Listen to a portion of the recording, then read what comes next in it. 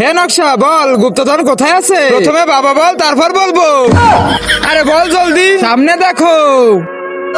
হ্যাঁ ওই তো বাক্স, জলদি চল ভাই, জলদি খুলে দেখি তো কি আছে। আরে শালা, এর ভিতরে তো লেবু। এবার পিছনে দেখো। হ্যাঁ দরজা, ওই দরজার ওই পাশে এক নাগের কাছে আছে গুপ্তধন, কিন্তু তোমাদের দুজনের ভিতর থেকে যে কোনো একজন যেতে পারবে। ভাই তুই লেবু ধর, আমি যাচ্ছি গুপ্তধন আনতে। হ্যাঁ আরে ওই তো, ওই যে গুপ্তধন। এ না, ওই গুপ্তধন তুই আমাকে দিয়ে দে। এই গুপ্তধন নিতে হলে ওই লেবুটা আমাকে দে, যেটা ওই নকশা দিয়েছে তোকে। হ্যাঁ এখনই নিয়ে আসতেছি। আরে ভাই জলদি ওই লেবুটা দে। লেবু? হ্যাঁ, তার আগে আল্লাহকে ভালোবেসে থাকলে ভিডিওটাতে লাইক দিয়ে চ্যানেলটাকে সাবস্ক্রাইব করে দাও। আজ যদি না করো তাহলে বুঝবো তুমি আল্লাহকে ভালোই বাসো না। কমেন্টে বলে যাও আই লাভ আল্লাহ।